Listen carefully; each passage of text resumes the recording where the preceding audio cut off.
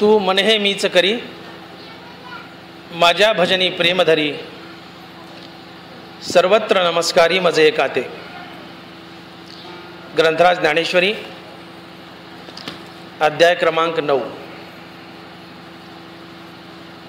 तू मनहे मीच करी माझ्या भजनी प्रेमधरी सर्वत्र नमस्कारी मजे एकाते. भगवान श्रीकृष्ण अर्जुनाला असा उपदेश करतायत की अर्जुना, तू तुझं मन मी कर, अर्थात तुझं मन परमात्मा स्वरूप कर. तू मनहे मीच करी, तुझं मन परमात्मा स्वरूप कर. का बरं भगवंताला असं वाटलं असेल की प्रत्येक माणसानं किंबहुना अर्जुनानं आपलं मन परमात्मा स्वरूप करावं? भगवंताने अर्जुनाला असा उपदेश का केला असावा की अर्जुना तू तुझं मन परमात्मा स्वरूप कर? याचं कारण असं आहे की असा एक सिद्धांत आहे की जी वस्तू जिथून निघते ती तिथं परत येऊन टेकल्यानंतर स्थिरावत असते. याची साक्ष तुकोबाराय देतात. क्षरला सागर गंगा ओगी मिळे आपणची खेळे आपणा माझी. जी वस्तू जिथून निघाली आहे ती तिथेच परत आल्यावर स्थिरावत असते. मी आज बादरपूरमध्ये प्रवचनला आलो आहे. चला चला चला प्रवचनला जायचं, यायची काही प्रवचन करायची काही, परत जायची काही. मी माझ्या घरी पोहोचल्यानंतर माझी गाडी लावेल आणि मी स्थिरावेल. मी जिथून निघालो आहे जेव्हा तिथं परत जाईल तेव्हा मी स्थिरावेल. हा नियम असतो. काय देवा, पिपरीहून निघाले, इथं आले, रामायण वाचलं, स्थिर आहेत का नाही आहे? पिपरीला जायची ओढ आहे, पिपरीला जाल, पिशवी ठेवाल, कपडे काढाल, बनेवर बसाल, देव स्थिरावले. माणूस पंढरपूरला गेलाय, जायची घाई, दर्शनाची घाई, परत यायची घाई, घरी आला, पिशवी टेकवली, मनुष्य स्थिरावला.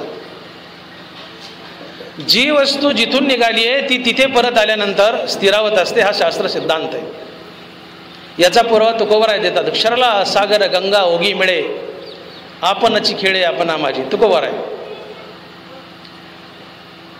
नदीची सुरुवात आणि नदीचा शेवट हा समुद्र असतो. नदीचा उगमही समुद्र आणि नदीचा शेवटही समुद्रच असतो. उन्हाळ्यामध्ये प्रखर उष्णतेने समुद्राचं पाणी वाफेच्या रूपात शोषून घेतलं जातं. ही वाफ आकाशात वर जाते, पावसाळ्यात तिचे ढग बनतात आणि या वाफेला थंड हवा लागली की पाऊस पडतो. हाच पाऊस नद्याच्या माध्यमातून पुन्हा समुद्राला येऊन मिळतो. नदी कुठून निघाली? समुद्रातून निघाली आणि शेवटी कुठं आल्यावर स्थिरावली? समुद्रात आल्यावर स्थिरावली. याला तुकोबाराय बोलतात शरला सागर गंगा ओगी मिळे आपणची खेळे आपणा माझी. समुद्र एक प्रकारे आपण आपल्यासोबतच खेळत असतो, तसं परमात्माही एक प्रकारे स्वतःसोबतच खेळत असतो. माणसाचं मन हे परमात्म्यापासून निघालेलं आहे. ते धावतंय, चंचल आहे, त्याची बहिर्मुख धाव आहे, पण निघाले परमात्म्यापासून. आणि ज्यावेळेस परत फिरून ते परमात्म्यात येऊन भेटेल, परमात्म्याला भेटेल, तेव्हा ते कायमस्वरूपी परमात्म्यात स्थिरावेल. इथं त्याला आपल्या मूळ स्वरूपाची ओळख पटेल आणि मनाला आपल्या मूळ स्वरूपाची ओळख पटल्यानंतर ते कायमचं तिथं स्थिरावणं, याला मनाचा लय म्हणतात किंवा मनाची आत्यंतिक निवृत्ती म्हणतात. आणि मनाची आत्यंतिक निवृत्ती हाच मोक्ष असतो. म्हणून ज्ञानोबाराय बोलले मोक्षाची व्याख्या करताना, तैसे मनपन मुद्दल जाये मग अहम भावाधिक के आहे म्हणून शरीरेची ब्रह्म होय अनुभवितो. अहंकारासहित मनाचा मनपणा पूर्णपणे नाहीसा होणे म्हणजेच मोक्ष. अहंकार हा मनात वास करतो आणि ज्यावेळेस मन पूर्णपणे नाहीसं होतं त्यावेळेस त्यात वास करणारा अहंकारही नाश होतो आणि या अहंकाराचा मनासहित नाश होणे हाच मोक्ष असतो. तैसे मनपन मुद्दल जाय मग अहम भावाधिक के आहे म्हणून शरीरेची ब्रह्म होई अनुभवितो. मन जर मनरूपानं शिल्लक राहिलं तर ते पुढच्या प्रवासाला निघतं आणि तुम्हाला पुन्हा पुन्हा जन्ममरणाच्या फेऱ्यात अडकवतं, 184 योनीमध्ये अडकवतं. आणि हे मन जर परतून फिरून परमात्म्यामध्ये आलं, मिळालं आणि परमात्म्यात स्थिर झालं, त्याचा परमात्म्यात लय झाला, त्याची आत्यंतिक निवृत्ती झाली परमात्म्यात, तर हे मन परमात्मा स्वरूप बनतं आणि तुम्हाला मोक्ष लाभतो. म्हणून परमार्थामध्ये आपला जो आटापिटा चालला की देव भेटावा, मोक्ष मिळावा, तर जोपर्यंत मन मन रूपात आहे तोपर्यंत जन्ममरणाचा फेरा मागचा चुकत नाही. मन हे परमात्म्यापासून निघाले आणि ज्यावेळेस हे मन परत फिरून परमात्म्यात येऊन भेटेल, परमात्म्यात त्याचा कायमचा लय होईल, तेव्हा ते कायमचं स्थिरावेल आणि अहंकार असेल मनाचा मनपणा पूर्णपणे नाहीसा होणं, यालाच मोक्ष म्हणतात. तैसे मनपण मुद्दल जाये मग अहम भावाधिक किया आहे, म्हणून शरीरेची ब्रह्म होई अनुभव येतो. ज्ञानोबाने मोक्षाची केलेली व्याख्या, अहंकारासहित मनाचा मनपणा नाहीसा होणं म्हणजेच मोक्ष. नाथ महाराजही मोक्षाची हीच व्याख्या करतात भागवतामध्ये. देह अहंतेचे दृढपणा ते बद्धतेचे लक्षण, देह अहंतेचे निरसन मुक्तता जाण नावतया. देह अहंतेचे निरसन, निरसन म्हणजे जाणे, अहंता म्हणजे अहंकार. देह अहंतेचे निरसन मुक्तता जाण नावतया. मोक्ष म्हणजे काय? देह अहंतेचे निरसन, अहंकार जाणे हाच मोक्ष आहे. तुकोबारायांनी मोक्षाची हीच व्याख्या केली. अहंकार गेला, तुका म्हणे देव झाला. बघा यार, तिन्ही संतांचा संगम, त्रिवेणी संगम, ज्ञानोबराय, नाथ महाराज आणि तुकोबाराय, तिन्ही महासंतांनी मोक्षाची केलेली व्याख्या तीच आहे. तैसे मनपण मुद्दल जाये मग अहम भावाधिक के आहे, म्हणून शरीरेची ब्रह्म होय अनुभवितो. ज्ञानोबराय. अहंकार गेला, तुका म्हणे देव झाला. तुकोबाराय. देह अंतेचे दडपण तेची बद्धतेचे लक्षण, देह अंतेचे निरसन मुक्तता जाण नावतया. अहंकारासहित मनाचा मनपणा पूर्णपणे नाहीसा होणे म्हणजेच मोक्ष. मोक्ष मोक्ष मोक्ष आम्ही जो भोगतो तो मोक्ष म्हणजे दुसरं तिसरं काही नसून आमच्या मनात वास करणारा अहंकार. अहंकार म्हणजे मी देह आणि देहसंबंधीने माझं, याला म्हणायचं अहंकार. हा मी आणि माझा ही जी भावना मनात दडली ही नाहीशी करणं म्हणजे अहंकार जाणे. मी देह नसून मी आत्मा आहे या भूमिकेवर आरूढ होणं म्हणजे अहंकार जाणं. आणि मी देह आणि देहसंबंधीने माझं, याला म्हणायचं अहंकार. हा अहंकार मनासहित पूर्णपणे जाणं म्हणजे मोक्ष. आणि म्हणून मन, बुद्धी, चित्त आणि अहंकार या चार गोष्टीला शास्त्रानं अंतकरण चतुष्टय म्हटलंय. बारकाई नाही का? मन, बुद्धी, चित्त आणि अहंकार या चार गोष्टी नारायण तत्वापासून निघाल्यात आणि या ज्यावेळेस परत येऊन नारायण तत्वाला भेटतील, परमात्म्याला भेटतील, त्यावेळेस त्या कायमच्या तिथे स्थिरावतात. त्यांचा या परमात्म्यात लय होतो. या अंतकरण चतुष्टयाचा परमात्म्यात लय होणं म्हणजेच या चार मन, बुद्धी, चित्त, अहंकार या चार गोष्टीची अत्यंतिक निवृत्ती. आणि या चार गोष्टीची अत्यंतिक निवृत्ती म्हणजेच मोक्ष. नाथ बोलले भागवतामध्ये, एकदा भागे नारायण स्वयं झाला जनार्दन, मन, बुद्धी, चित्त, अहंकार भिन्न चतुर्दा जाण विभागला. एक नारायण चार तत्वात विभागलाय. एकदा भागे नारायण स्वयं झाला जनार्दन, मन, बुद्धी, चित्त, अहंकार भिन्न चतुर्दा जाण विभागला. एक नारायण तत्व चार भागात विभागलंय, ते आहे मन, बुद्धी, चित्त आणि अहंकार. आणि या चौघाला मिळून अंतकरण चतुष्टय म्हटलंय. मन, बुद्धी, चित्त, अहंकार या चारही गोष्टी भगवंतापासून निघाल्यात, परमात्म्यापासून निघाल्यात. भगवंतही गीतेत बोलले, इंद्रिया माझी अकरावे ते मन मी जाणावे, भूता माझी स्वभावे चेतनामी. 11 इंद्रिय आहेत, 5 ज्ञानेंद्रिय, 5 कर्मेंद्रिय आणि 11वं मन. या 11 इंद्रियामध्ये मन हे 11वं आहे, ते मन मी आहे. इंद्रिया माझी 11वे ते मन मी जाणावे, भूता माझी स्वभावे चेतनामी. प्राणिमातला ती चेतना मी आहे, 11 इंद्रियातलं मन मी आहे. मन हे परमात्म्यापासून निघाले. आणि म्हणून जी वस्तू जिथून निघाली आहे, जोपर्यंत ती परत येऊन तिथं भेटत नाही तोपर्यंत ती स्थिरावत नसते. मनुष्य जिथून निघालाय तिथंच परत आल्यावर स्थिरावतो. मन परमात्म्यापासून निघालंय, जेव्हा मन येऊन परमात्म्याला भेटेल तेव्हाच ते स्थिरावेल. आणि मनाचा हा परमात्म्यात विलीन होऊन स्थिरपणा, अहंकारासहित मनाचा मनपणा नाही सवन हाच मोक्ष असतो. बघा तुम्ही मनाबद्दल ज्ञानोबराय बोलले, तैसे संकल्पोनी काढिले जयाचे मनाची चैतन्य झाले, तेने एकदेशी परी व्यापिले लोकत्रय. तो एकदेशी शरीरात असतो पण तो त्रैलोक्य व्यापून असतो. कोण? जेने संकल्पोनी काढिले जयाचे मनची चैतन्य झाले. मन चैतन्यापासून निघालंय आणि जेव्हा चैतन्याला येऊन भेटेल त्यावेळेस ते परमात्मा स्वरूप बनत असतंय. जेने संकल्पोनी काढिले जयाचे मनची चैतन्य झाले त्याने एकदेशीय परिव्यापिले लोकत्रय. मन हे परमात्म्यापासून निघालंय, चैतन्यापासून निघालंय आणि जेव्हा चैतन्यालाच येऊन परत भेटेल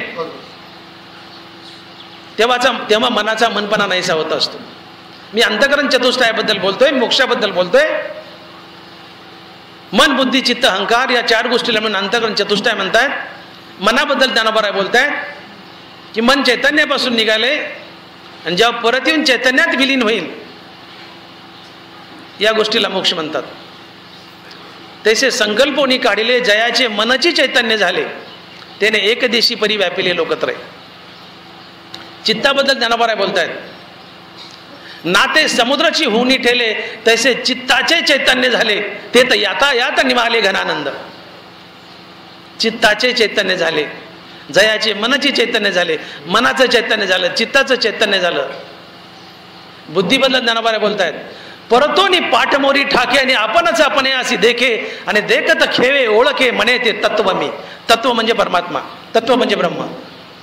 बुद्धी विषयाकडे धावते, भोगाकडे धावते, पण ज्यावेळेस ती परतून मागं बघते तर त्यावेळेस तिला परमात्मा दिसतो आणि ती म्हणते अरे हा परमात्मा तर मी आहे. मी वेड्यासारखी विषयाकडे का धावते, माझं मूळ स्वरूप तर परमात्मा आहे. परतोनी पाठमोरी ठाकेन आपणच आपण अशी देखे आणि देखत खेळ ओळखे म्हणे ते तत्व मी. ही बुद्धी माघारी फिरते, तत्वात अर्थात परमात्म्यात लीन होते. उरला अहंकार. येण्याची सत्कर्मे अशेषी अज्ञान विरमे जयाचे अहम विश्रामे आत्मरूपी. अहम कुठं विश्राम पावलं, जयाचे अहम विश्रामे आत्मरूपी. अहंकार आत्मरूपात विश्राम पावला, अर्थात अहंकार परमात्म्यात लीन पावला, बुद्धी परमात्म्यात लीन पावली, चित्त परमात्म्यात लीन पावलं, मन परमात्म्यात लीन पावलं. हे 4ही गोष्टी नारायण तत्वापासून निघाल्यात आणि ज्यावेळेस परत येऊन नारायण तत्वाला भेटतील, नारायण तत्वात लीन होतील, अर्थात परमात्म्यात लीन होतील, या गोष्टीला मोक्ष म्हणतात. म्हणून अहंकारासहित मनाचा मनपणा नाहीसा होणं यालाच मोक्ष म्हणायचं.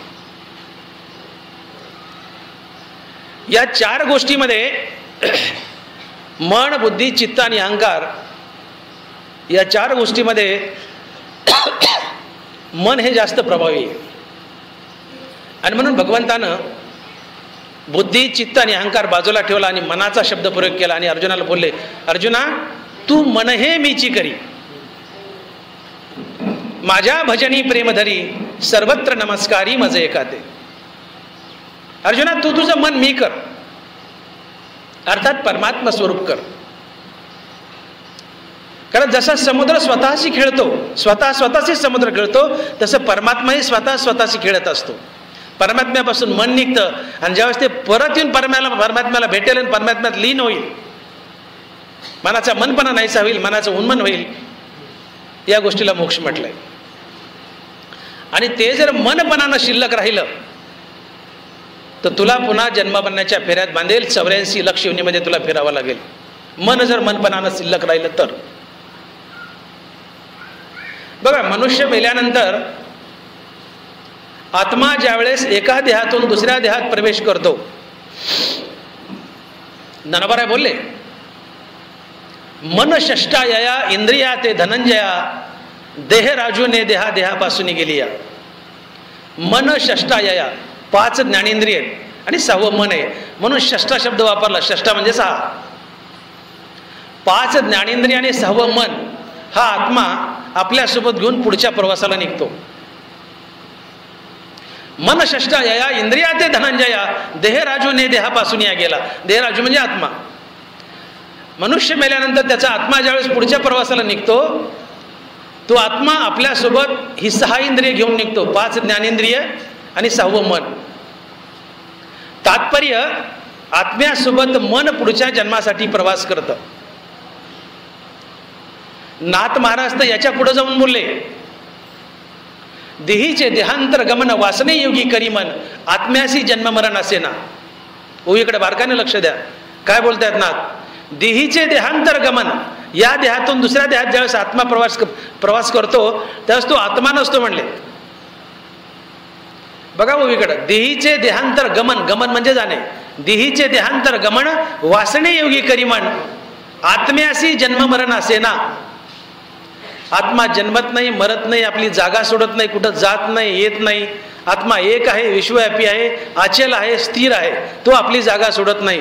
मनुष्य मेला तर या देहातून दुसऱ्या देहात जाणारं मन आहे, आत्मा नाही. नाथ बोलतायत, देहीचे देहांतर गमन वासने योगी करी मन, आत्म्याशी जन्म मरण असे ना.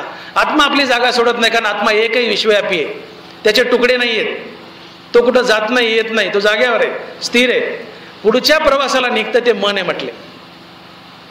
देहीचे देहांतर गमन वासने योगी करी मन. मरताना जशी वासना शिल्लक असेल त्या वासनेनुसार मन पुढचा प्रवास करतं. मरताना बैल चित्तात आला, ही शेवटची वासना, पुढच्या जन्मात मन बैलाचा आकार धरेल. मरताना मुलगा चित्तात आला, पुढच्या जन्मात मन माणसाचा आकार धरेल. मरताना एखादं झाड चित्तात आलं, ही वासना शेवटची, झाडाची वासना आली, मनुष्य मेला, पुढच्या जन्मात ते मन झाड होईल. वासने योगी करी मन, अंतकालेची मामेव. म्हणून या जन्मातून दुसऱ्या जन्मात प्रवास करणारा आत्मा नसून ते मन आहे, हे नाथ बोलतायत भागवतात. आत्मा कुठं जात नाही, येत नाही, तो अचल आहे, स्थिर आहे, विश्वव्यापी आणि एक आहे, त्याचे तुकडे नसतात. पण आपल्याकडं कल्पना पडल्या आहेत, आत्मा गेला, आत्मा आला. नाथ बोलतायत तो आत्मा नाही, ते मन आहे. देहीचे देहांतर गमन वासने योगी करी म्हणा, आत्म्याशी जन्म मरण असे ना. आणि हे मन तोपर्यंत पुढचा प्रवास करतं जोपर्यंत ते परमात्म स्वरूप बनत नाही, किंवा जोपर्यंत ते आपल्या मूळ स्वरूपाशी येऊन भेटत नाही, तोपर्यंत त्याचा पुढचा प्रवास चालू असतो. मनाचं मूळ स्वरूप आहे परमात्मा. मिठाचं मूळ स्वरूप पाणी. मीठ कशापासून निघलंय? पाण्यापासून. मिठाचं मूळ स्वरूप पाणी. मीठ आपल्या मूळ स्वरूप पाण्याला जाऊन भेटलं की त्याचं पाणीच होतं. चपाती करताना बायका काटोटीत पाणी घेतात, त्याच्यात मिठाचे खडे टाकतात. मीठ विरघळतं का नाही? पाण्यात मीठ विरघळतं ना. का विरघळलं? कारण मीठ हे पाण्यापासून बनलेलं असतंय. मिठाचं मूळ स्वरूप पाणी आहे, म्हणून मीठ आपल्या मूळ स्वरूप पाण्याला जाऊन भेटलं की त्याचं पाणी होतं. तसं मनाचे मूळ स्वरूप आहे परमात्मा, आणि मन आपल्या मूळ स्वरूप परमात्म्याला जाऊन भेटलं की त्या मनाचाही परमात्मा होतो. मन त्या परमात्म्यात लीन होतं, तिथे त्याचा नाश होतो, मनाचं उन्मन होतं. आणि मनाचं हे परमात्म्यात लीन होणं हाच मोक्ष असतो. आणि म्हणून भगवान आग्रह धरतायत अर्जुनाला, अर्जुना तू मन हे मीच करी, माझ्या भजनी प्रेम धरी, सर्वत्र नमस्कारी मज एकाते. तुम्हा सगळ्यांना परमार्थ करत असताना आपलं मन परमात्म स्वरूप करायचंय. त्या मनाला उन्मन करायचंय. रामकृष्ण नामे, रामकृष्ण नामे हरिपाठ विसरला का? रामकृष्ण नामे उन्मनी साधली, दयासी लादली सकळ सिद्धी. रामकृष्ण नामानं मनाचं उन्मन होत असतंय. आणि मनाचं उन्मन होणं म्हणजे मनाचा मनपणा नाहीसा होणं, मन परमात्मा स्वरूप होणं, आणि हाच मोक्ष असतो. अहंकार असेल, मनाचा मनपणा नाहीसा होणं, हाच मोक्ष. आपण इथपर्यंत आलोय. मन हे परमात्म्यापासून निघाले, जेव्हा परमात्म्याला येऊन भेटेल तेव्हा परमात्म्यात लीन होईल, परमात्म्यात त्याचा लय होईल. आणि अहंकार असेल, मनाचा परमात्म्यात लय, हाच मोक्ष. आता पुढे चला.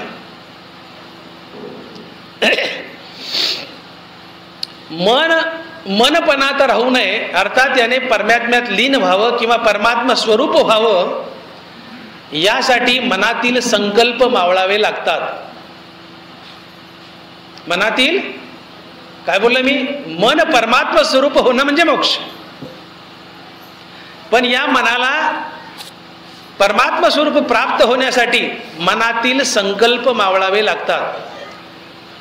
मनातील संकल्प म्हणजे मनात उठणाऱ्या नाना प्रकारच्या इच्छा आणि अहंकाराचा निश्चय.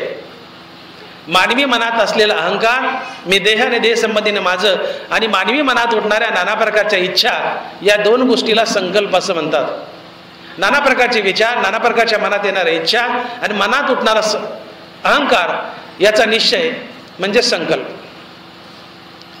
हा संकल्प पूर्णपणे आम्हाला जाळावा लागतो. जोपर्यंत आम्ही हा संकल्प जाळत नाहीत, अर्थात निरीच्छ होत नाहीत आणि अहंकार जाळत नाहीत, तोपर्यंत जीव परमात्मा स्वरूप होत नाही किंवा मन परमात्मा स्वरूप होत नाही. नरवा बोलले, किडाचा दोषू जाय तिची पंधरे होय, तैसे जीवा ब्रह्मत्व आहे संकल्प लोपी. काय ताकदीच्या वयात नवरायच्या. किडाचा दोषू जाय तरी तेची पंधरे होय, तैसे जीवा ब्रह्मत्व आहे संकल्प लोपी. सोनं जाळात घातलं, त्यातला बट्टा जळाला, सोन्यातला बट्टा जळाला, आता सोनं शुद्ध झालं. मनात संकल्पाचा जो बट्टा आहे तो जाळला की तेच मन परमात्मा बनतं, तोच जीव परमात्मा बनतो. किडाचा दोषू जाय तरी तेची पंधरे होय, तैसे जीवा ब्रह्मत्व आहे संकल्प लोपी. संकल्प मावळा रे मावळा की तात्काळ जीव परमात्मा बनतो.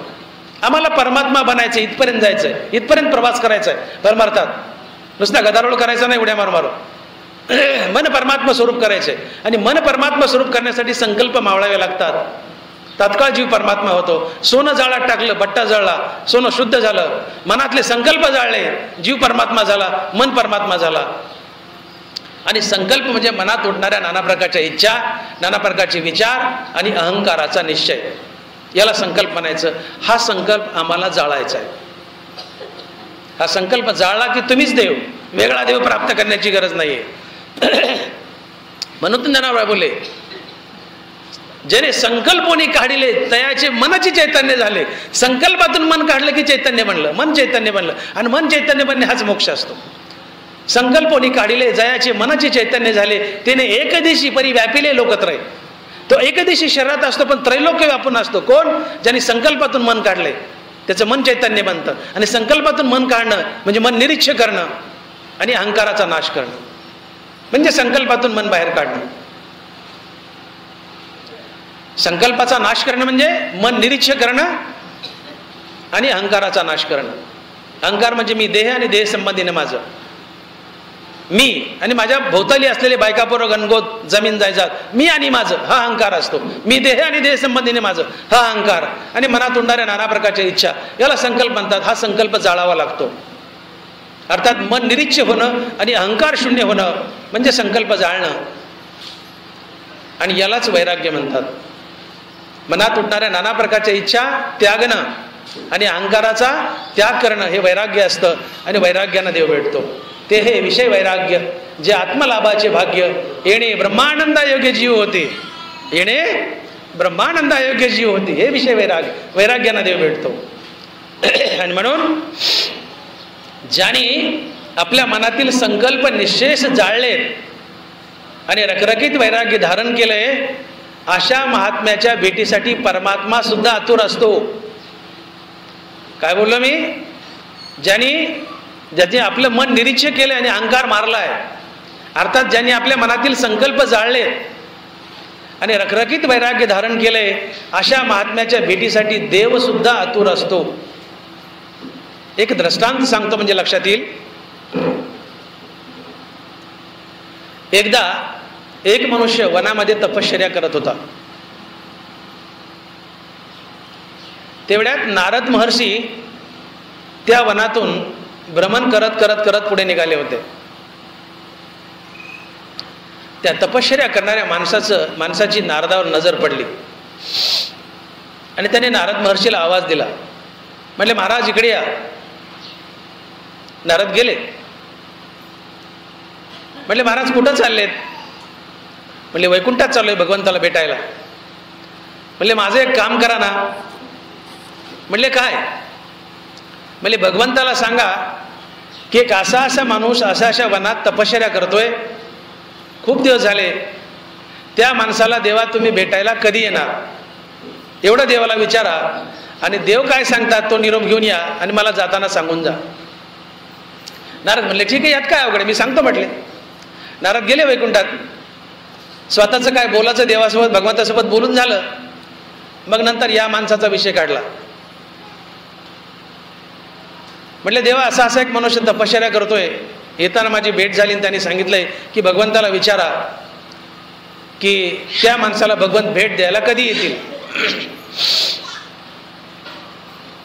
भगवंतानं सांगितलं की म्हणले, नारदा त्याला सांगा की तो ज्या झाडाखाली तपश्चर्या करतोय त्या झाडाची पानं पूर्णपणे गळाल्यावर मी त्या माणसाला भेट द्यायला येईल असा निरोप त्या माणसाला द्या. काय सांगितलंय? ज्या झाडाखाली तपश्चर्या करतोय त्या झाडाची पानं पूर्णपणे गळाल्यावर मी त्याला भेट द्यायला येईल असा निरोप त्याला द्या. नारद मनातली मनात हसले. नारद म्हटले, तो ज्या झाडाखाली तपश्चर्या करतोय ते झाड चिंचेचं. कशाचं झाड आहे? चिंचेचं. चिंचेला अगणित पानं. ते झाड काही बदामाचं नाहीये. उन्हाळ्याला बदामाचे पानं गळाले, नवीन पालवी फुटली, बदामाचे पानं पठाळे, वडाचे पानं पठाळे बदा गळून जातात. पण हे झाड होतं चिंचेचं. त्याला अगणित पानं, ही कधी गळावी आणि देवानं कधी यावं, त्याला कधी भेट द्यावी. नारदाला हसू आलं. म्हणलं ठीक आहे, देव जाणं तो माणूस जाणं, आपल्याला काय करायचंय. नारद तिथून निघाले. येताना वनात आले आणि त्या माणसापाशी आले आणि म्हणाले, बाबा तुझा निरोप मी घेऊन आले. तो मनुष्य आनंदी झाला. म्हणले, महाराजा काय झालं सांगा. म्हटले, काय देवाने निरोप दिला. म्हटलं, देवाने असं सांगितले बाबा की जेव्हा तू ज्या झाडाखाली तपश्चर्या करतो त्या झाडाचा पाला पूर्णपणे गळाल्यावर देव तुला भेटायला येतील असा निरोप दिलाय. काय निरोप दिलाय? ज्या झाडाखाली तपश्चर्या करतोय त्या झाडाचा पाला पूर्णपणे गळाल्यावर देव तुला भेट देतील असा निरोप दिलाय. हा निरोप नारदाने त्या माणसाला सांगितला. त्या माणसाची देवाच्या भेटीची आशा बलवान झाली. झाडाचा पाला गळाल्यावर का होत नाही, पण देव मला नक्कीच भेटणार असा त्याचा मनाचा संकल्प दृढ झाला. त्याच्या मनातील सगळे संकल्प जळून गेले आणि एकच संकल्प खाली उरला. आता फक्त कृष्णनाम, कृष्णनाम आणि कृष्णनाम. कृष्णनामी संकल्प धरुणी राहे. हरिपाठ शेवटचा अध्याय. कृष्णनामी संकल्प धरुणी राहे. सगळे संकल्प जळाले. आता देव कधीतरी भेटणार. पाला गळाल्यावर काय होत नाही, पण देव मला भेटणार. या आशेने त्याच्या मनातील सगळे संकल्प जळाले आणि एकच संकल्प शिल्लक राहिला. कृष्णनामी संकल्प धरून राहे. फक्त कृष्णनाम. नारदाचा निरोप सांगून होतो न होतो नारदाने सहज मागे वळून पाहिलं तर देव मागे हजर. नारद देवाला म्हणले, देवा कधीपासून लबाड बोलायला शिकले? तुम्ही म्हणले झाडाचा पाला गळाल्यावर येईल आणि भेट देईल. माझं सांगून होतं नाही होतं, तुम्ही माझ्या हजर, माझ्या मागे हजर. कधीपासून लबाड बोलायले? म्हणले, नारदा मी लबाड बोलत नाही, मी लबाड बोलत नाही. म्हणले, मग कसे काय हजर झाले? म्हणले, मी काय निरोप दिला होता?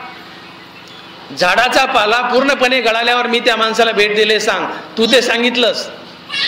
झाडाचा पाला गळो की न गळो, पण देव मला कधीतरी भेटणार. या आशेने त्या माणसाचे बाकी सगळे संकल्प, सगळ्या इच्छा, सगळे विचार जळून खाक झाले. त्याचा एकच संकल्प शिल्लक राहिला, तो म्हणजे फक्त कृष्णनाम. आणि जो माणूस आपले सगळे संकल्प जाळून टाकतो आणि एकच संकल्प मागे ठेवतो, फक्त कृष्णनाम आणि कृष्णनाम, तो पुरुष चालता बोलता ब्रह्म असतो, देव असतो. आणि अशा महात्म्याची भेटीची मलाच आतुरता असते. त्यांनी मला काय भेटावं, मला त्याला भेटण्याची ओढ असते. तयाचे महाव्यसन तो अमुचे निज ध्यान, किंबहुना समाधान तो मिळते. अरे तुम्हाला देवाचं काय व्यसन आहे? म्हणले, मला तुमचं व्यसन आहे. आपल्याला देवाचं व्यसन लागावं यात काय मोठी गोष्ट आहे? देवाला आपलं व्यसन लागावं. व्यसन ही गोष्ट वाईट नाही, व्यसन फार चांगलं आहे. पण व्यसन चांगल्या गोष्टीचं असावं. दारूचं नसावं, बिडीचं नसावं, गांजाचं नसावं. माणसं व्यसनाला वाईट म्हणतात. व्यसन आहे ते व्यसनात येणे, व्यसन वाईट नाहीये, व्यसन चांगली गोष्ट आहे. पण व्यसन मात्र चांगल्या गोष्टीचं असावं, दारू बिडीचं नसावं. व्यसन चांगल्या गोष्टीचं असावं. देवालाही व्यसन आहे. तयाचे आम्हा व्यसन, देव बोलतायत, तयाचे आम्हा व्यसन तो अमुचे निज ध्यान, किंबहुना समाधान तो मिळते. देव म्हणले, मला व्यसन आहे, तुम्हालाच काय व्यसन आहे? मला व्यसन आहे. कुणाचं? ज्यांनी आपल्या मनातले सगळे संकल्प जाळले. आता काही नको देवा, फक्त तू पाहिजे. एकची धरला चित्ती, आता आम्ही रखमाईचा पती. हो, विषय येतो त्यांचा झाला नारायण, नावडे धनजन. आता धन नको, जन नको, माता नको, पिता नको, बायको नको, लेकरू नको, धन दौलत काही नको. देवा तू पाहिजे. देवा फक्त तू पाहिजे. याला म्हणायचं कृष्णनामी संकल्प धरून राहे, किंवा रिकामा अर्धगडी राहू नको. विषय तो त्यांचा झाला नारायण. काही नको देवा, संसारात राहायचं पण चित्त कृष्णाला द्यायचं, पांडुरंगाला द्यायचं. फक्त कृष्णनामाचा संकल्प, आता बाकी काही नको देवा.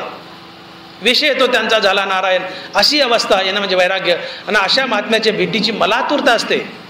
तो मला भेटायला काय वाट पाहता? म्हणले, मी त्याच्या भेटीसाठी आतुर असतो. म्हणून नारदा तुझा निरोप सांगून होतो न होतो तुम्ही हजर झालो. कारण या माणसाने आपल्या मनातल्या इच्छा अर्थात संकल्प जाळून टाकले आणि फक्त एकच संकल्प ठेवला आणि तो म्हणजे कृष्णनाम. आणि ज्या माणसाचं चित्त कृष्णनामात गुंतलंय तात्काळ ते कृष्णस्वरूप होतं. आणि चित्त कृष्णस्वरूप होणं हाच मोक्ष असतो. तो चालता बोलता देव असतो आणि त्याच्या भेटीची मला आतुरता असते. ते चालते ज्ञानाचे बिंब तयाचे अवयव सुखाचे कोंब एर मानुष्यपण लौकिक भाम एर भागू. ते चालते ज्ञानाचे, तो चालता बोलता पांडुरंग असतो. ज्यांनी चित्ताचं चैतन्य केले, मनाचं चैतन्य केलंय. आणि चित्ताचं मनाचं चैतन्य करण्यासाठी मनाचे संकल्प जाळावे लागतात. आणि म्हणून भगवान तिथं अर्जुनाला अट्टास करतात की अर्जुना तू मन हे मीची करी, तू तुझं मन परमात्मा स्वरूप कर. आपण पाहिलं मनातील संकल्प जळाले की मन परमात्मा स्वरूप होतं. मनातील संकल्प म्हणजे मनात उडणाऱ्या नाना प्रकारची इच्छा आणि अहंकाराचा निश्चय. संकल्प गेले रे गेले की चित्त पांडुरंग स्वरूप होतं, परमात्मा स्वरूप होतं, मनुष्य मुक्त होतो. आता ही संकल्प जाळायची कशी? माझ्याकडे लक्ष द्या. संकल्प गेला की चित्त परमात्मा स्वरूप होतं, चित्त परमात्मा स्वरूप होणं म्हणजेच मोक्ष. आता ही संकल्प जाळायची कशी? संकल्प जाळणं एवढं सोपं नसतंय.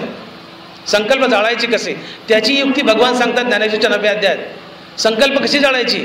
माझेनी अनुसंधाने देख संकल्प जाळणे निशेष मध्याजी चोख याची नाव. 9वा अध्याय शेवटची उवीन. माझेनी अनुसंधाने देख संकल्प जाळणे निशेष मध्याजी चोख याची नाव. बरोबर आहे. संकल्प मावळले की चित्त परमात्मा स्वरूप होतं. पण संकल्प मावळायचे कसे? तर संकल्प मावळण्यासाठी, संकल्प घालवण्यासाठी, संकल्पाचा नाश करण्यासाठी भगवंताचं अनुसंधान साधावं लागतं. माझेनी अनुसंधाने देख संकल्प जाळणे निशेष. हे भगवंताचं अनुसंधान म्हणजे काय? याच ओवीत अनुसंधानाचं उत्तर देतात ज्ञानोबा आहे. भगवंताच्या अनुसंधान संकल्प जळतात, इच्छा जळतात, अहंकार जळतो. म्हणजेच अनुसंधान म्हणजे मन परमात्मा स्वरूप होतं. पण हे अनुसंधान कसं साधायचं? ओवीकडे बारकाईने लक्ष द्या. ओवीच्या 2ऱ्या चरणातच अनुसंधानाची ज्ञानोबारांनी व्याख्या सांगितली. तू मन हे मीची करी माझ्या भजनी प्रेमधरी. काय सांगितलंय? भगवंताच्या अनुसंधानानं संकल्प जळतात. पण हा अनुसंधान म्हणजे काय? तर माझ्या भजनी प्रेमधरी, भगवंताच्या नामात प्रेम धारण करणं आणि त्यातून भगवंताशी एकरूप होणं म्हणजे भगवंताचं अनुसंधान.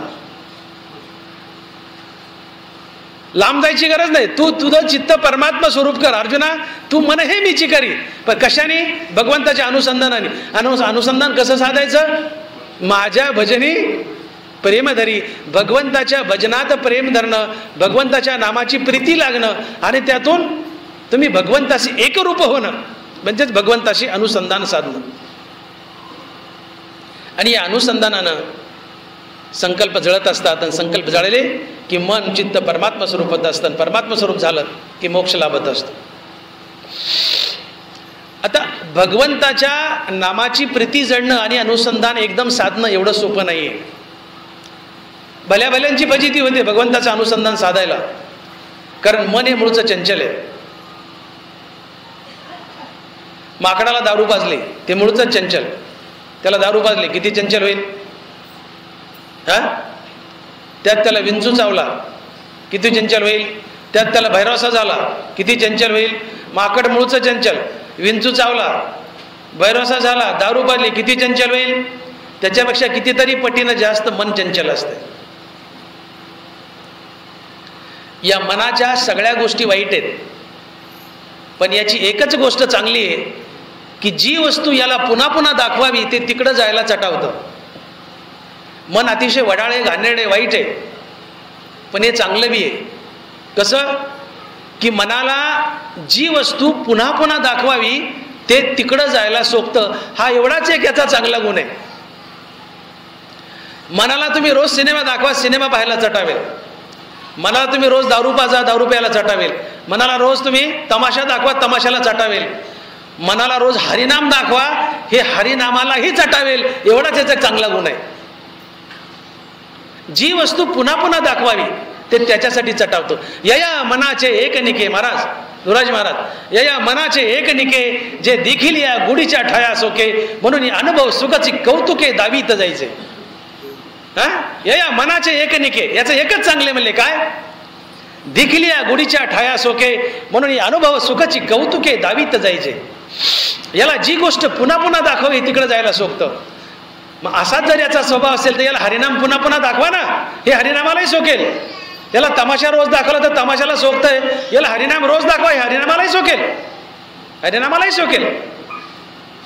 आणि म्हणून ज्ञानोबा राय मनाचं अनुसंधान साधण्यासाठी या ठिकाणी अभ्यास योग सांगतात 12व्या अध्यायामध्ये. अभ्यास योग 12 अध्याय 4च ओव्या लिहिल्या मौलीने. पण या अभ्यास योगातून भगवंताचं अनुसंधान कसं साधावं, भगवंताचे एकरूप कसं व्हावं याची युक्ती सांगतात. आणि मनाचा परमात्मा कसा बनवावा आणि तुम्हाला मोक्ष कसा पदरात पडून घ्यावा याची युक्ती सांगतायत. अभ्यास योगाच्या 4च ओव्या लिहिल्या मौलीने 12व्या अध्यायात. बघा मी तुम्हाला बोलून दाखवतो. तरी गा ऐसे करी या आटा पहारा माझारी, मोटके निमिष भरी दे तू जाय. मग जे जे का निमिक देखेल माझे सुख, ते तुले आरोचक विषयी घेईल. जैसा शरद कालू रिगे आणि सरिता होटू लागे, तैसे चित्त काढेल वेगे प्रपंचोनी. मग प्रपंचोनी निघता चित्त मजमाजी रिगता, हळूहळू पंडू सुद्धा मीच होईल. आणि मीच होणं, हळूहळू पंडू सुद्धा मीच होईल. मीच होणं म्हणजे मन परमात्मा स्वरूप. युक्ती सांगितली की मन परमात्मा स्वरूप कसं करावं, इथं अभ्यास योग सांगितलाय. तरी का ऐसे करी या आटा पारा माझारी, मोटके निमिष भरी दे तू जाय. दिवसात एकूण 8 प्रहर आहेत, सकाळ दुपार तिसरा पार वगैरे वगैरे, याला 8 प्रहर म्हटले. या 8 प्रहरामध्ये अर्जुना मोटकं निमिषभर म्हणजे 1 सेकंद तुझं मन मला दे, अर्थात एकदा राम मन. कारण मुखात सहसा राम येत नाही. जन्म सहस्त्र ओळखीचे एक वेळ वाचेसी यावया. मुखात एकदा प्रांजळ मनानं राम नाम यावं यासाठी हजारो जन्मातली साधना लागते, तेव्हा देवाचं नाव तोंडात येतं. नाही तर काही दळबदरे असे असतात, तुम्ही रामराम केला तर ते नमस्कार करतात पण रामराम म्हणत नाहीत. महाराज झोपू नका, आपण रामराम केला तर ते नमस्कार म्हणतं, गुड मॉर्निंग म्हणतं, हॅलो म्हणतं, पण रामराम म्हणत नाही. कारण देवाचं नाव तोंडात यायला पदरी पुण्याही लागते. जन्म सहस्त्र ओळखीचे एक वेळ वाचेसी यावया. एकदा देवाचं नाव रामनाम तोंडात यावं यासाठी अनंत जन्मातली पुण्याही पदरी असावी लागते. भगवंताची अनंत जन्मात सेवा केलेली असायला. जन्म सहस्त्र ओळखीचे एक वेळ वाचेसी यावया. ओळखीचे म्हणजे सेवा करणे. म्हणून देवाचं नाव तोंडात सहजा बसत नाही, मन तिकडं धजत नाही. त्याला बाकीचं सगळं आवडतं, देवाचंच नाव आवडत नाही. हे मन अतिशय चावट आहे. मग ज्ञानोबारांनी अभ्यास योग सांगितलाय. म्हणले दिवसात एकदा फक्त राम मन, एकदा राम मन, उद्या 2दा मन, परवा 3दा मन, नंतर 4दा 5दा 10दा असं वाढवत जा. असं वाढवत गेलास की एक वेळ अशी येईल की या मनाला जी वस्तू पुन्हा पुन्हा दाखवावी ते तिकडं जायला चटावतं, तिकडं जायला सोकतं. आणि मग हळूहळू तुझं मन हरिनामासाठीच सोकेल आणि हरिनामामध्ये त्याला सुख दिसू लागेल. मग जे जे का निमिक देखेल माझे सुख, ते तुले आरोचक विषयी घेईल. आरोचक म्हणजे तिटकारा. याला हरिनाम पुन्हा पुन्हा दाखवा. एक वेळ असेल की हरिनामासाठी सोकेल आणि हरिनामासाठी सोकलं रे सोकलं की याला हरिनामाची गुढी लागेल, हरिनामात सुख दिसेल आणि त्याला विषय भोगाचा आणि संसाराचा तिटकारा येईल, संसाराची किळस येईल. आणि मग शरद कारू लिगे आणि जैसे सरिता उठू लागे तैसे चित्त काढेल वेगे प्रपंचवणी. उन्हाळा आला की जशा नद्या आटू लागतात तसं हरिनामाला, चित्ताला हरिनामाची गुढी लागली की मन चित्त प्रपंचातून आटू लागतं. मन प्रपंचाला आटणं म्हणजेच वैराग्य. प्रपंचाचा तिटकारा येणं म्हणजेच वैराग्य. विषय भोगाचा तिटकारा येणं म्हणजेच वैराग्य. आणि मग तैसे प्रपंचोनी निघता हळूहळू मजमाजी रिगता, पंडू सुद्धा मीची होईल. हो, हळूहळू पंडू सुद्धा मीची होईल. अशा प्रकारे मनाला परमात्म्याची गोडी लागली, नामाची गोडी लागली की त्याला विषय भोगाचा संसाराचा तिटकारा येईल. ते संसाराला भेटेल आणि संसारातून काढता पाय घेईल आणि परमात्म्यात प्रवेश करू लागेल आणि हळूहळू ते परमात्मा स्वरूपच बनेल. आणि याला म्हणायचं तू मन हे मीच करी. ही युक्ती, याला म्हणायचं अनुसंधान. अभ्यासयोग सांगितला. अभ्यासयोगातून मन कुठं गेलं, संसारातून निघालं आणि परमात्म्यात घुसून परमात्मा स्वरूप झालं. परमात्मा स्वरूप होणं म्हणजे भगवंताचं अनुसंधान साधणं. भगवंताशी मनानं एकरूप होणं हे भगवंताचं अनुसंधान. मग ते कशाने साधेल, माझ्या भजनी प्रेम धरी. तू मन हे मीची करी. तू तुझं मन परमात्मा स्वरूप कर, पण तुला अनुसंधान सांधावं लागेल, संकल्प जाळायला. त्यासाठी माझ्या नामाची प्रीती धर. भगवंताच्या नामाची प्रीती लागली रे लागली की मन भगवंतास एकरूप होतं. संसाराचा तिटकारा येतो, विषयाचा तिटकारा येतो, तुच्छ वाटतात आणि भगवंताच्या नामाची आणि भगवंताशी एकरूप होणं हे भगवंताचं अनुसंधान साधनं होय. आणि म्हणून तुम्ही हरिपाठ जर बारकाईने अभ्यासला, हरिपाठ म्हणताना आम्ही मृदुंग फोडतो, टाळं फोडतो, धिगाणा करतो, धुराळा उधळतो, पण हरिपाठाच्या बारकात शिरत नाही. ज्ञानोबारायचा हरिपाठ ही एक प्रति ज्ञानेश्वरी आहे. ज्ञानेश्वरी एकीकडं आणि ज्ञानोबारायचा हरिपाठ एकीकडं. ही एक छोटी ज्ञानेश्वरी आहे, तुम्ही बारकाईने अभ्यासली तर. बघा तुम्ही, ज्ञानोबारायाच्या हरिपाठाचा पहिला अभंग म्हणजे अभ्यास योग आणि ज्ञानोबारायाच्या हरिपाठाचा शेवटचा अभंग म्हणजे अनुसंधान. देवाचे द्वारी उभा क्षणभरी.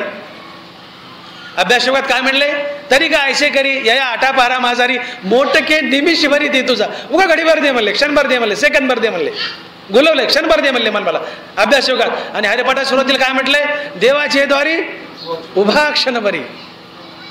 त्या चारी मुक्ती पुढे आपल्याला त्याची गरज नाही, आपल्याला एवढंच घ्यायचं, देवाचे द्वारी उभा क्षणभरी. क्षणभर देवाच्या दारात उभा राहा. तिथं काय म्हटलंय, मोठके निमिषभरी दे तुझा, क्षणभर मला दे. इथं म्हटलं क्षणभर देवाच्या दारात उभा राहा. म्हणून ज्ञानोबारायचा हरिपाठ हा अभ्यास योग आहे, हरिनामाचा सराव आहे, म्हणजेच अभ्यास योग. आता देवाला दार नसतंय, दार हे देवळाला असतंय. हे मारुतीरायाचं देऊळ आहे. दार मारुतीरायाच्या देवळाला आहे, मारुतीरायाला दार नाहीये. ज्ञानोबाराय शब्दप्रयोग काय, देवाचे द्वारी उभा क्षणभरी.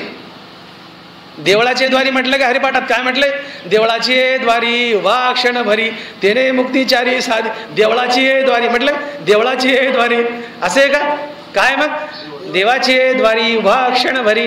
देवाचे द्वारी, देवळाचे द्वारी नाही. दार देवळाला असतं, देवाला नाहीये. देवाचं दार काय, दार तर देवळाला आहे. हे दरवाजा कवाड ह्या देवळाला आहे, पण मारुतीरायाचं दार काय, देवाचं दार काय. मुखानं हरिनाम घेणं हेच देवाचं द्वार. आलं लक्षात. मुखानं हरिनाम घेणं ते तर सेवा हाची दारवंटा. त्याच्या पुढच्या वेळी ज्ञानोबा बोलले, सेवा हाची दारवंटा. भगवंताची सेवा, भगवंताचं नाम हाच दारवंटा. दारवंटा म्हणजे दरवाजा. देवाचे द्वारी, देवाच्या दारात क्षणभर उभा राहणं म्हणजे मुखानं देवाचं नाम घेणं म्हणजे देवाचं द्वार. हा अभ्यास वगैरे काय सांगितलंय की तू देवाच्या दारात क्षणभर उभा राहा. अर्थात तू क्षणभर एकदा मुखानं हरिनाम घे, एकदा हरिनाम घे. देवाचे द्वारी उभा क्षणभर, याचा अर्थ सरळ सरळ असा होतो की देवळाच्या द्वारात नाही, देवाच्या द्वारात क्षणभर उभा राहा. देवाचे दारी उभा क्षणभरी म्हणजे एकदा हरिनाम घे, एकदा मुखानं राम म्हण. म्हणजे तू देवाच्या दारात उभा राहिला, देवळाच्या नाही, एकदा राम म्हण. हा अभ्यास वगैरे. आणि अभ्यास म्हणजे प्रॅक्टिस. मोटरसायकल चालवायची, आज थोडी चालवली, उद्या वाढवली, उद्या वाढवली, उद्या वाढवली, मनुष्य परफेक्ट होतो. एकदा राम म्हणलं, उद्या दोनदा म्हणलं, तीनदा म्हणलं, चारदा म्हणलं, रामनामाचा सराव होतो. सराव म्हणजे अभ्यास. हा अभ्यास योग आहे. हरिनामाचा सराव म्हणजे अभ्यास योग. म्हणून ज्ञानोबारायचा हरिपाठ हा अभ्यास योग आहे. सुरुवातीचा अभंग आणि ज्ञानोबारायच्या हरिपाठाचा शेवटचा अभंग हा अनुसंधान आहे. इथं बांधलंय ज्ञानोबारायाने, सुरुवातीला बोलवलंय पण शेवटी बांधलंय. रिकामा अर्धगडी राहू नको किंवा कृष्णनामी संकल्प धरूनी राहे, हे भगवंताचं अनुसंधान आहे. हो, जे कृष्णाचे होई जे आपण, ते कृष्णाचे होय आपले अंतकरण. ते तर संकल्पाचे अंगण ओळखती सिद्धी. ज्ञानोबा 7व्या अध्यायात बोलताय, जे कृष्णाचे होई जे आपण, ते कृष्णाचे होय आपले अंतकरण. कृष्ण नामाची प्रीती लागणं, कृष्ण नामाची प्रीती लागणं, कृष्ण नामाशी एकरूप होणं म्हणजे भगवंताचं अनुसंधान. आणि त्यातून आपलं मन कृष्ण स्वरूप होणं म्हणजे तू मन हे मीच करे. माझं वाक्य पुन्हा ऐका. कृष्ण नामाची प्रीती लागणं अर्थात कृष्ण नामाची एकरूप होणं म्हणजे भगवंताचं अनुसंधान. आणि आपलं मन पुढे चालून कृष्ण स्वरूप बनणं म्हणजे तू मन हे मीच करी, अर्थात मन परमात्मा स्वरूप होणं. आणि मन परमात्मा स्वरूप होणं म्हणजेच मोक्ष. मन परमात्मा स्वरूप होणं म्हणजेच मोक्ष. आणि म्हणून आग्रह आहे देवाचा, तू मन हे मीच करी, माझ्या भजनी प्रेम धरी, सर्वत्र नमस्कारी मज एका दे. उभीच्या शेवटी शेवटी ज्ञानोबा काय बोलतात की सर्वत्र नमस्कारी मज एका दे. भगवंताचं अनुसंधान दोन गोष्टींनी साधल्या जातं.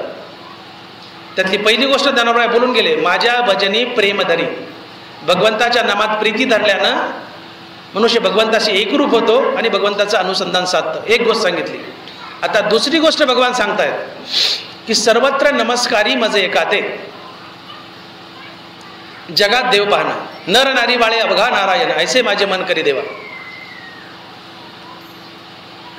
का बीजाची झाले तरू अथवा भंगाराची अलंकारू, तैसा मज एकाचा विस्तारू ते हे जग. हे समस्त ही श्री वासुदेव, हे समस्त ही श्री वासुदेव. जे जे दृष्टी दिसे ते ते हरिरूप. जगात डोळ्याला दिसणारी प्रत्येक वस्तू देव आहे असं समजून जो वागतो तो भगवंताचा खरा भक्त असतो. भगवंताचा अट्टहास आहे. म्हणून तर नाथ महाराजांनी हरिपाठीची सुरुवातच केली, जे जे दृष्टी दिसे ते ते हरिरूप. ते पूजा ध्यान जप त्याचं आपल्याला गरज नाही, आपल्याला एवढंच घ्यायचं महत्वाचं, जे जे दृष्टी दिसे ते ते हरिरूप. जगात डोळ्याला दिसणारी सजीव निर्जीव, चल अचल, स्थावर जंगम, बोलणारी चालणारी बसलेली उठलेली, जगात डोळ्याला दिसणारी सजीव निर्जीव प्रत्येक वस्तू हा देव आहे असं समजा. याला म्हणायचं सर्वत्र नमस्कारी मज एकाते. याने काय फायदा होईल म्हटले तर तुझं अनुसंधान साधेल, तू भगवंताशी एकरूप होशील आणि तुझं मन परमात्मा स्वरूप होईल आणि तुला मोक्ष लाभेल. ज्ञानेश्वरीच्या 18व्या अध्यायामध्ये नरवरायाने अर्थात भगवंतानी अर्जुनाला 17 अध्याय सांगितले. 17 अध्याय सांगून त्या 17व्याचा सार सांगण्यासाठी 18वा तयार केला आणि 18व्याचं सार सांगण्यासाठी शेवटी 22 वह्या लिहिल्या. आणि तर भगवान अर्जुनाला थोडेसे रागावले शेवटी ज्ञानेश्वरीमध्ये. भगवान अर्जुनाला म्हणाले, अर्जुना हे एक एक शिकवू काही. आपण लहान लेकराला जर काही शिकवायला लागलो एखादा धडा आणि त्याच्या चित्तात ध्यानात जर बसला नाही तर मास्तर किंवा बाप रागावतो, अरे गाढवा लक्षात धर ना, किती वार सांगू एकच गोष्ट, लक्षात धर ना, किती वार सांगू. धनवराय रागावले, हे एक एक शिकवू काही. अरे अर्जुना वेडायस का, किती वार शिकवू एक एक गोष्ट. 17 अध्याय सांगितले त्यासाठी 18वा केला सार रूपात, पुन्हा 18व्याचा सार सांगायला लागलो तरी तुझ्या टाळक्यात बसाना. अरे हे एक एक शिकू काही, किती बार एक एक गोष्ट सांगू म्हणले तुला. रागावले तिथं धनवराय, हे एक एक शिकवू काही. परी सेवके आपुल्या ठाई, उरोनी एर सर्वही मी सेवे करे. धनवराय अर्जुनाला बोलतायत, आता भगवान अर्जुनाला बोलतायत की अर्जुना या जगाचे 2 भाग कर, त्यातला एक भाग तू हो आणि उरलेला दुसरा भाग देव समज. हे एक एक शिकू काही, परी सेवके आपुल्या ठाई, उरोनी एर सर्वही मी सेवे करी. 2 भाग कर, त्यातला एक भाग तू हो आणि उरलेला देव समज. सेवक पण आपल्यात घे आणि उरलेला देव समज आणि या जगाला देव समजून शरण जा. कसं सांगितलंय, जगाचे 2 भाग कर, त्यातला एक भाग तू हो, उरलेला सगळा भाग देव समज. सजीव निर्जीव सगळ्याला देव समज आणि या जगाला देव समजून शरण जा. याचा फायदा काय होईल म्हणले दुसऱ्या ओळीत, ते तर जाऊन या भूत द्वेषू सर्वत्र नमवय नम मीची एकू, मग आश्रय अत्यंत कुल हासी माझा.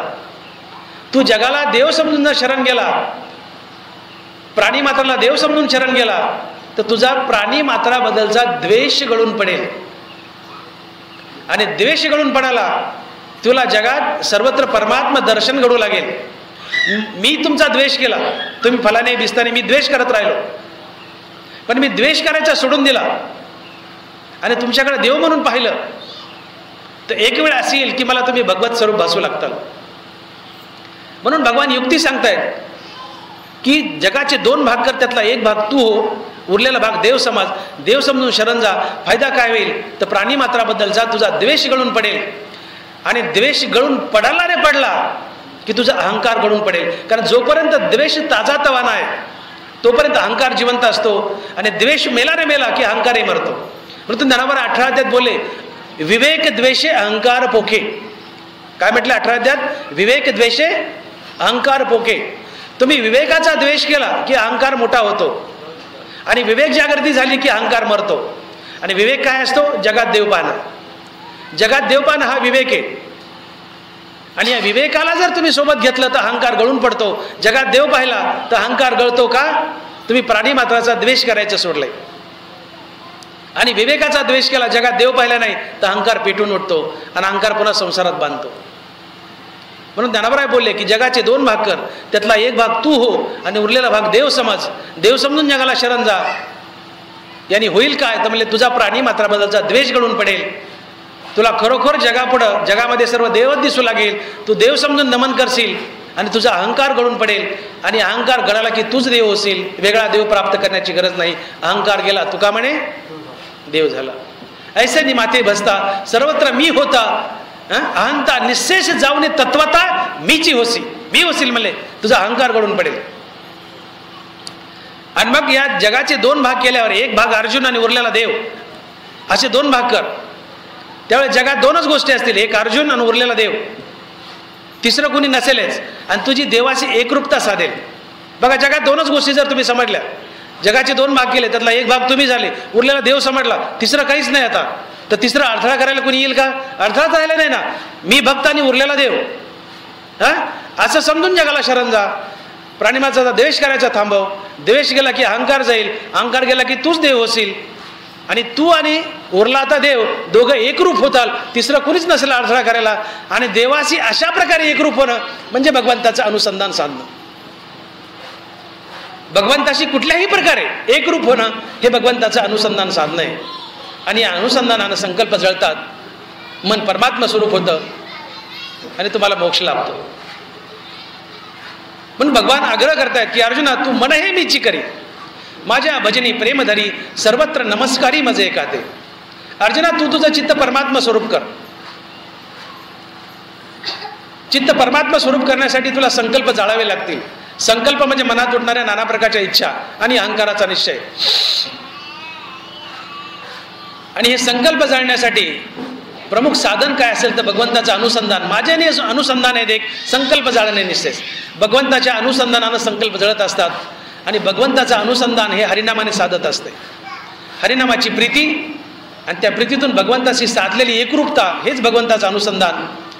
आणि अनुसंधान साधलं हरिनामाने की संकल्प जळतात आणि मन परमात्मा स्वरूप बनतं. आणि अहंकार असेल मनाचा मनपणा नाहीसा होणं, मन परमात्मा स्वरूप बनणं हाच मोक्ष असतो. इथपर्यंत आम्हाला मजल मारायची, तेव्हा आमचा परमार्थ सफल होईल. म्हणून माझ्या भजनी प्रेमधरी, भगवंताच्या नामात प्रेम धारण करा. एक सर्वसाधारण असा नियम आहे की मन ज्या गोष्टीचं चिंतन करतं हळूहळू ती गोष्ट बनत असतं. याला असं म्हटलं की चिंतने चिंतने तदरूपता. चिंतने चिंतने तदरूपता. मन ज्या गोष्टीचं चिंतन करतं ते हळूहळू ती गोष्ट बनत असतं. नाथ महाराजांना भागवतामध्ये एक दृष्टांत दिलाय चिंतने चिंतने तद्रूपता सांगायला. एक कुंभारीण नावाचा किडा असतो, तिला भिंगुरटी म्हणतात. तुम्ही भागवत जर वाचला असेल तर दृष्टांत दिलाय नाथ महाराजांनी भागवतामध्ये एकादश स्कंदामध्ये. एक भिंगुरटी नावाचा किडा असतो, तिला आपण साध्या भाषेत कुंभारीण म्हणतो. सगळ्यांना माहिती आहे कुंभारीण. ती घरामध्ये माळवदाला खांडाला एक मातीचं घर करते, आपण तिला म्हणते कुंभारणीचं घर आहे. ती कुंभारीण गवतावरची गाळी पकडून आणते आणि त्या तिच्या मातीच्या घरात डांबून टाकते. त्या आळीला ती मारतही नाही आणि जाऊही देत नाही. तिला खात बी नाही, मारायचं नाही आणि जाऊही द्यायचं नाही. तिला नुसती धास्ती करून सोडायचं. एक तर मारून टाकावं नाही तर उडून जाऊ द्या, पण कुंभारीण दोन्ही करत नाही. त्या आळीला भीती बसते, तिला ध्यास बसतो. कुंभारीण बाहेर आली तर मला मारील का, मला मारील का, मला मारील का. तिकडचा आवाज बंद करा. काय ते कुंभारीण आली तर मला मारील का, कुंभारीण आली तर मला मारील का. ती आळी सारखी त्या कुंभारणीचं चिंतन करते आणि या चिंतनानं त्या आळीला पंख फुटतात आणि एक दिवस ती कुंभारीण म्हणते आणि उडून जाते. याला म्हणतात चिंतने चिंतने तदरूपता. तसं मनानं जर सातत्यानं रामनामाचं चिंतन केलं तर हळूहळू मनही रामस्वरूप बनतं. राम म्हणता रामाची होईजे, पदी बैसोनी पदवी घ्यायचे. मन हे राम झाले, मन हे राम झाले. बस बस बस बस बस. हो, मन ज्या गोष्टीचं चिंतन करेल हळूहळू ती वस्तू बनतं. म्हणून मनाला रामनामाचं चिंतन करायला हवा. मन हळूहळू रामस्वरूप बनेल आणि मनाचा मनपणा नाहीसा होऊन मन रामस्वरूप बनणं हाच मोक्ष असतो. हे मन मोठं विचित्र आहे. बघा तुम्ही, माशी कशावरही बसते पण विस्तवावर बसत नाही. मोठी चालू असते, रखरखीत चुलीमध्ये विस्तव आहे, पुरणावर बसल, पोळ्यावर बसल, गुळण्यावर बसल, भातावर बसल, आमटीवर बसल, बाई तिला हाणून हाणून बेजार होईल. ती सगळ्या पदार्थावर बसेल पण विस्तावर बसायची नाही. का? तिला माहिती आहे आपण विस्तावर बसलो की आपलं अस्तित्व संपून जाईल. तसं मनी मोठं खट्याळ आहे, ते कशावरही बसतंय विषय भोगत, पण हरिनामावर बसत नाही. त्याला माहिती आहे एकदा का हरिनामावर बसलं की हरिनामानं मन हरिस्वरूप बनतं, आपलं अस्तित्व नाहीसं होईल आणि त्याला अस्तित्व टिकून ठेवायचं आहे. म्हणून ते कशावरही बसतं पण हरिनामावर बसत नाही. विषयाच्या दऱ्याखोऱ्यात मन वेगानं धावतं, पण भक्तीचा डोंगर चढायला मनाला थोडा वेळ लागतो. दऱ्याखोऱ्यात विषयाच्या सहज धावतं, पण भक्तीचा डोंगर चढायला त्याला बळ लागतं. भक्तीच्या डोंगरात सहजासहजी चढत नाही. मन विषाद सुख शोधतं, इंद्रियाला विषाद ढकलतं. मन हे इंद्रियाचा स्वामी आहे, पण इंद्रिय त्याला भुरळ पाडतात आणि आपल्या कायात आपल्या ताब्यात घेतात. मन हे परमात्म्याचं रूप आहे, मन परमात्म्यापासून निघलंय. मन एक प्रकारचा देवच आहे. मन हे राम झाले म्हणजे ते रामच आहे, ते रामच आहे. पण इंद्रियाने आपला पगडा बसवला आहे आणि त्याला ताब्यात घेतलंय, त्याला भुरळ पाडली आणि विषयात ढकलतात. आणि मन इंद्रियाला विषयात ढकलून त्यातून सुख लुटत असतं, मजा मारत असते. या विषय भोगाशिवाय इतरत्र कुठं सुखच नाहीये असा या मनाचा गैरसमज झालाय. या विषय वाचून काही अनिक सर्वत्र रम्य नाही असा स्वभावची पाही इंद्रियाचा. या विषय भोगाशिवाय इतरत्र कुठं सुखच नाही असा मनाचा गैरसमज झालाय. म्हणून इंद्रियाला विषयात ढकलतं आणि त्यातून मजा मारत असतं, सुख लुटत असतं. म्हणून मन कशावरही बसेल पण हरिनामावर बसायचं नाही. माशी कशावर बसेल? विस्तावर बसायचे नाही. विस्तावर बसली तिला माहिती आहे आपलं अस्तित्व नाहीसं होईल. मन हरिनामावर बसलं त्याला माहिती आहे आपलं अस्तित्व नाहीसं होईल, म्हणून ते हरिनामावर बसत नाही. भक्तीचा डोंगर चढायला त्याला जड जातं, विषयाच्या दऱ्याखोऱ्यात सहज धावतं. म्हणून तुकोबाराय म्हणले, तुका म्हणे मना पाहिजे अंकुश. काय म्हटले तुकोबाराय? तुका म्हणे मना पाहिजे अंकुश. अंकुश माहिती आहे ना? अंकुश म्हणजे काय? ज्यांनी हत्तीला मारतात, हत्ती ताब्यात घेण्यासाठी लोखंडाची काठी असते धातूची आणि त्याला टोक असते. त्या हत्तीच्या गंडस्थळाला माथ्याला टोचलं की हत्ती ताब्यात येतो. हत्तीवर अंकुश ठेवावं लागतं तेव्हा हत्ती ताब्यात येतो. तसं मनावर अंकुश पाहिजे. तुका म्हणे मना पाहिजे अंकुश.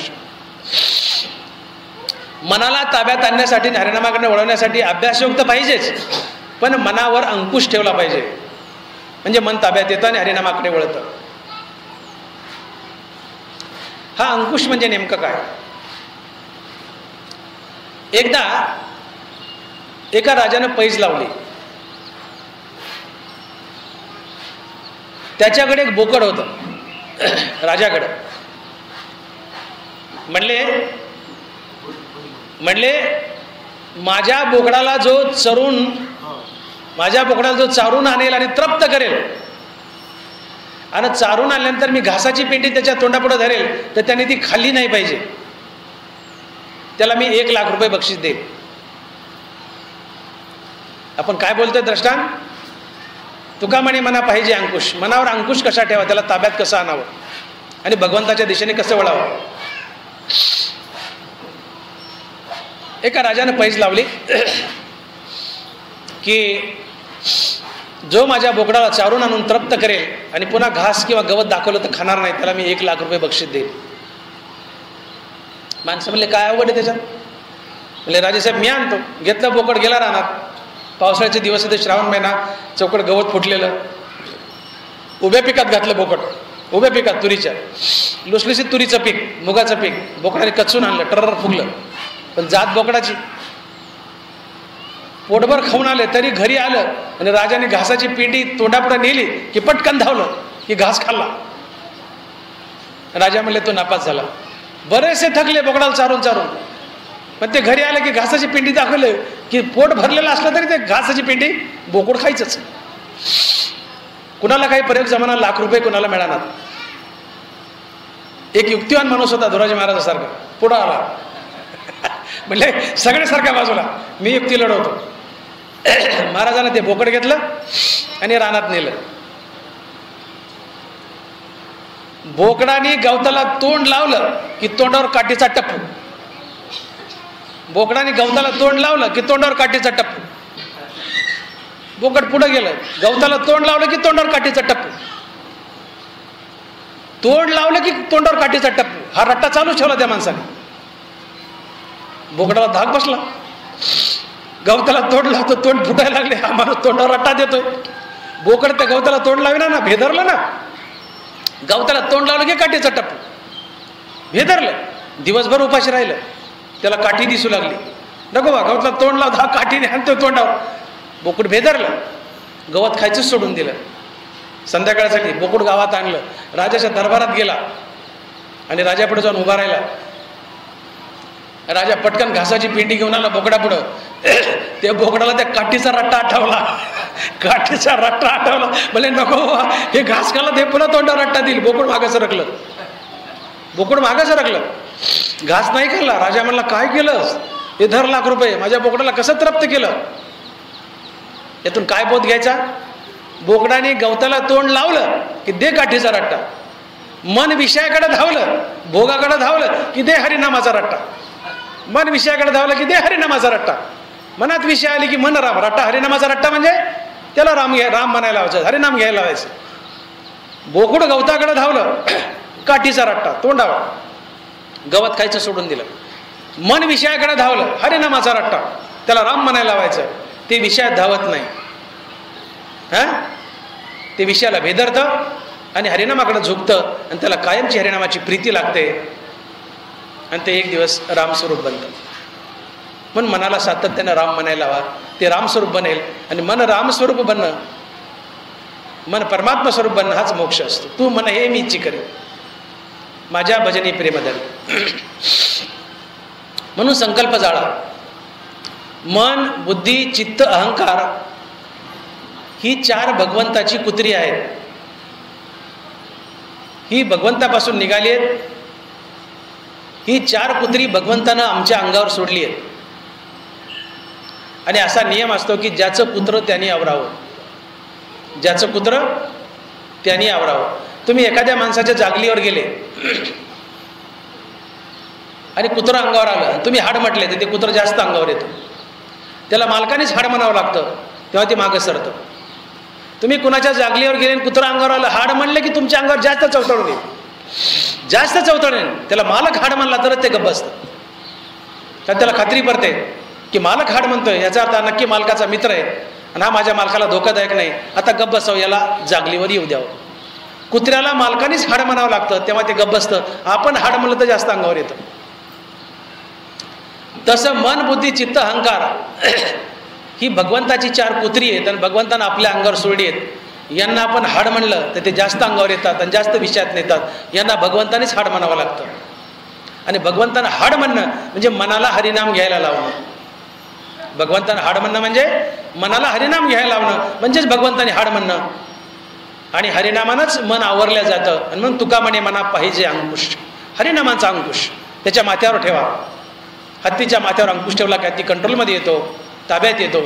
मनावर हरिनामाचा अंकुश ठेवला की मन ताब्यात येतं, ते रामनामाकडे झुकतं. एक दिवस रामस्वरूप बनतं, परमात्मा स्वरूप बनतं. आणि परमात्मा स्वरूप बनणं हाच मोक्ष असतो.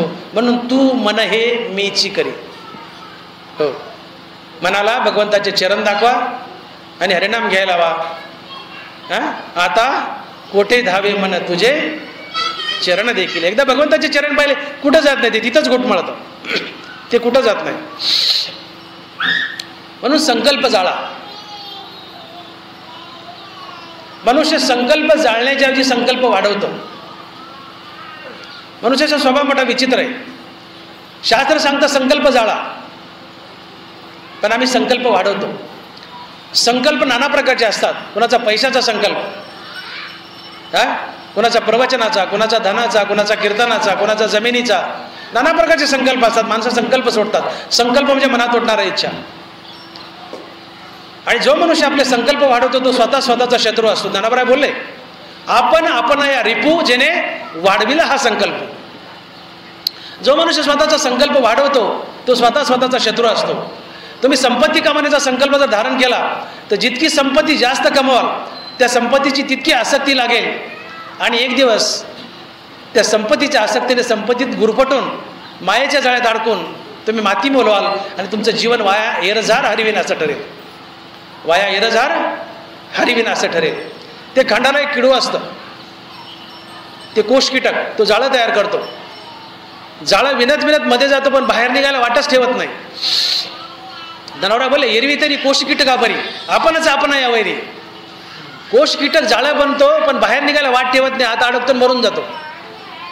मनुष्य संकल्पाचं जाळं वाढवतो, धनाचं दौलतीचं संकल्पाचं जाळं वाढवतो, पण त्या संकल्पाच्या जाळ्यात अडकून मरतो, देव दुरावतो आणि वाया एरझार हरविना असा त्याचा जन्म होतो. म्हणून संकल्पाच्या संपत्तीवर रुसा. नरवरा बोले रुसून या संकल्पाची या संपत्ती, नानवराची ओवी नरवराची, रुसून या संकल्पाची या संपत्ती. संकल्पाला संपत्ती म्हटलंय, या संकल्पाच्या संपत्तीवर रुसा. सगळे संकल्प जाळा आणि एकच संकल्प मागे ठेवा, फक्त कृष्णनाम आणि कृष्णनाम. कृष्णनामी संकल्प धरून राहे. एकच पिसे मनाला लावा, लावी मना पिसे गोविंदाचे. एकच संकल्प ठेवा. काही माणसं बघा तुम्ही, कधी कधी काही माणसं काशीला जातात आणि काशीला गेल्यानंतर काही संकल्प सोडावा लागतो. एक अतिशय चिकट मनुष्य काशीला गेला. आता लोकांना कौतुक वाटलं की हा काय संकल्प सोडतो, नंबर 1चा हलकट चिकट, हा काय संकल्प सोडतो. ऐकण्यासाठी सगळे माणसं गंगेच्या पात्रात त्याच्या बाजूला जाऊन उभे राहिले. म्हणले मामा काय संकल्प सोडला?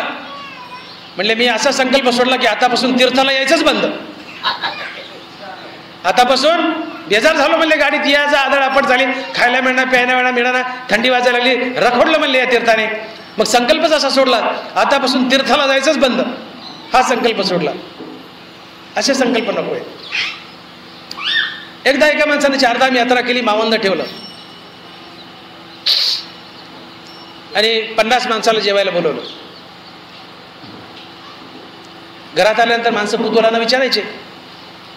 जेवण झालं, पहिला उठला, हातावर पाणी पडलं, माणूस दारात उभा होता टावेल घेऊन, ज्याने 4 धाम यात्रा केली, मावंद ठेवलंय, हातावर पाणी पडले. जाताना दरवाजा जाताना म्हणला मामा काय संकल्प सोडला?